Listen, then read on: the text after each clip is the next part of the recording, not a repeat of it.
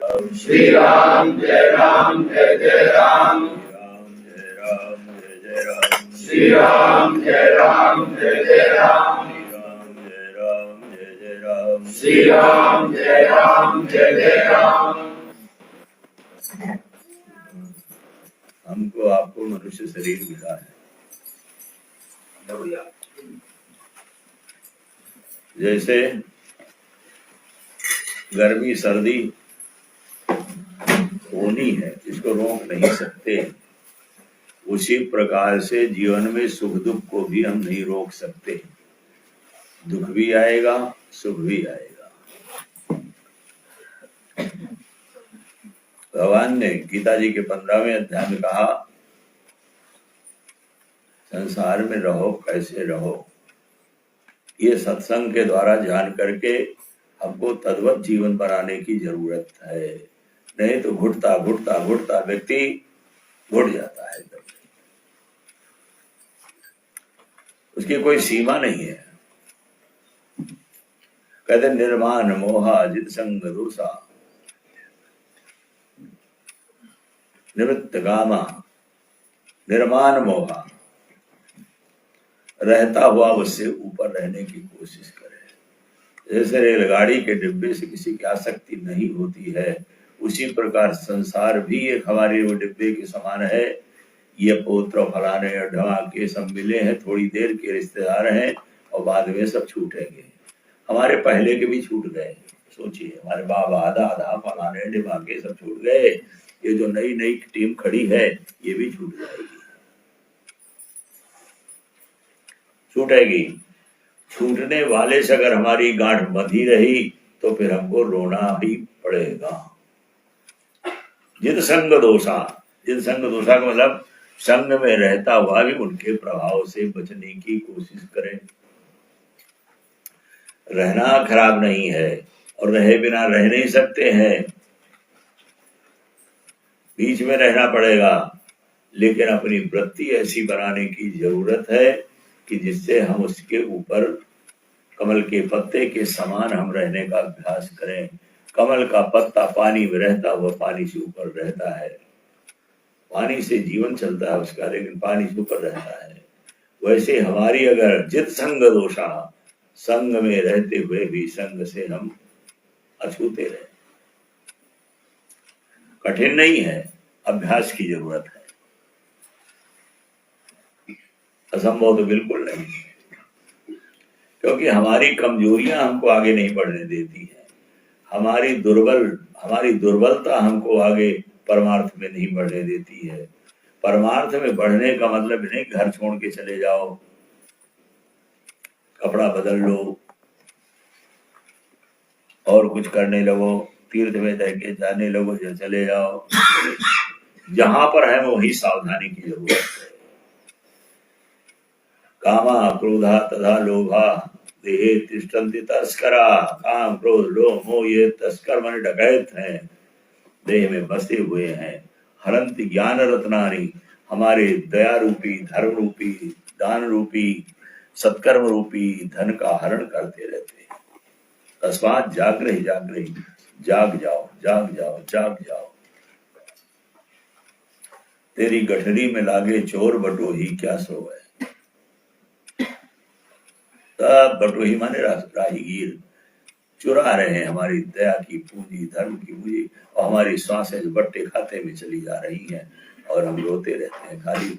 इसके अलावा कोई हमारे पास काम ही नहीं रह गया है, क्योंकि हमने सत्संग नहीं किया है, बड़ों का सम्मान नहीं किया है, सत्पुरुषों का आदर नहीं किया है, माता पिता के चरणों में सिर नहीं झुकाया है।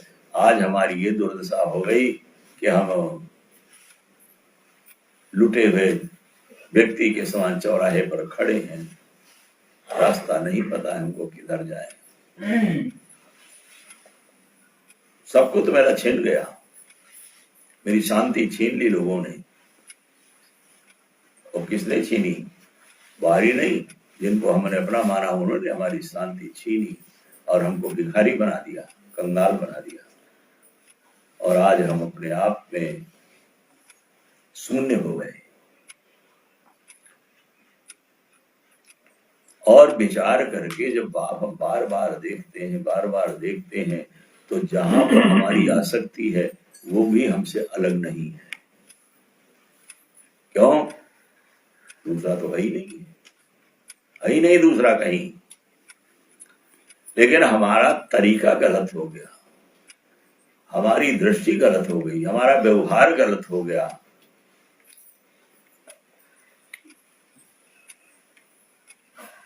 एक व्यक्ति के घर में एक रिश्तेदार आया, स्वागत सम्मान हुआ।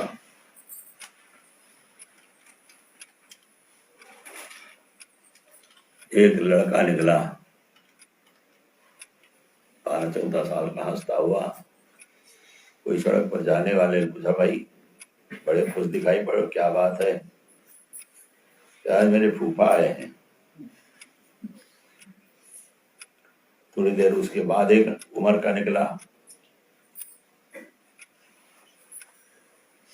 उससे पूछा, भाई बड़ी जल्दी जल्दी कहाँ जा रहे हो? आज मेरे जीजा जी आए हैं।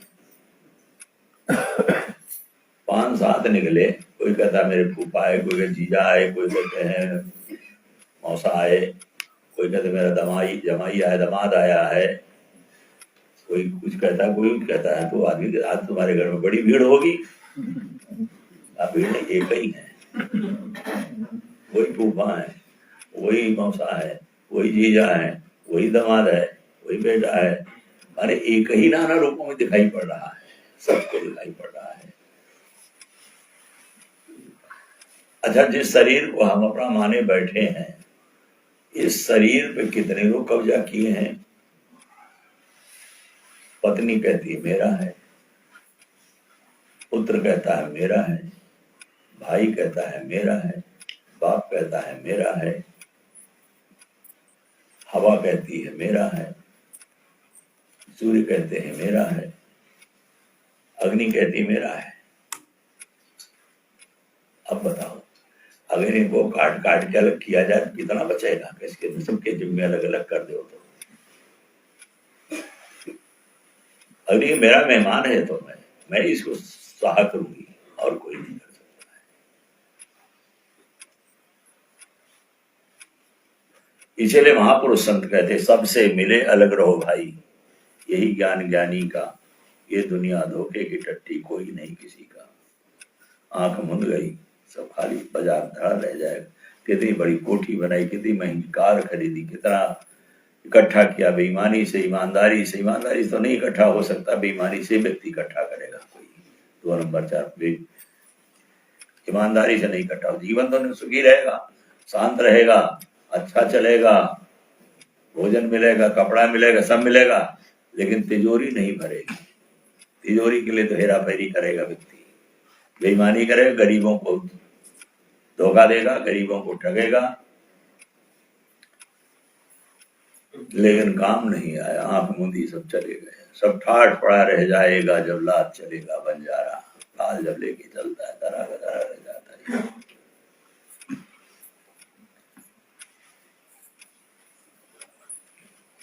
एक राजा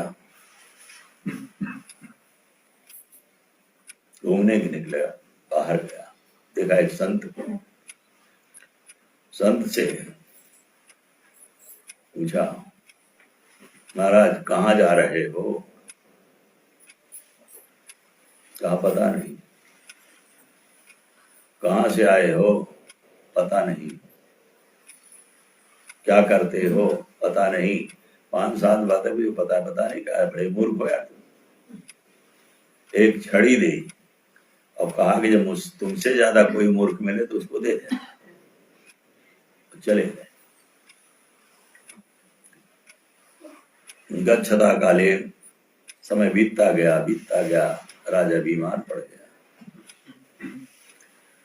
बड़े बड़े वैद्य हकीम आने लगे।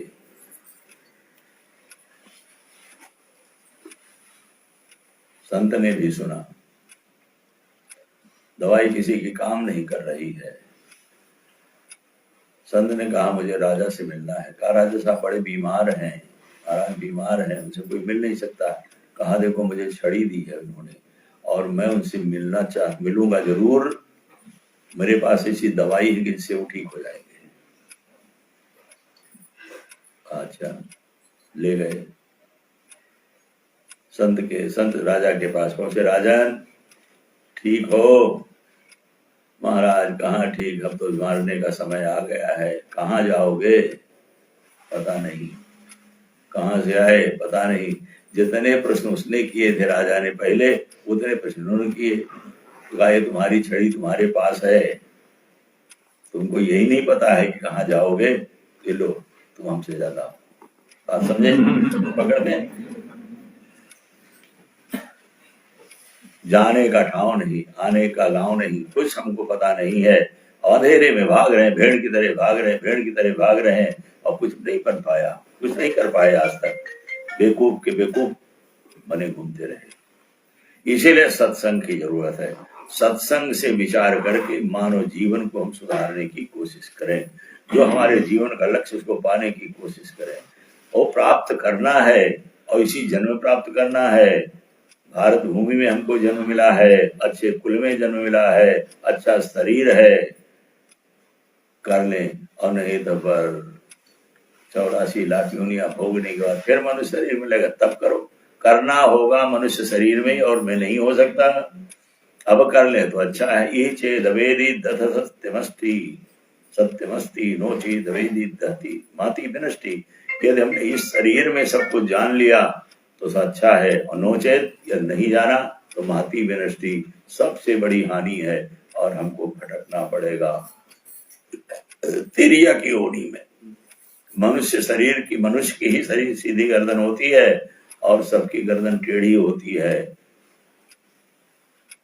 तेरे में टेढ़ी गर्दन वाले पशु पक्षी सब गर्दन नीची होती है। अदालत में व्यक्ति जाता सर नीचा करके जाता है, अपराधी माने कर्म का फल भोग रहा है।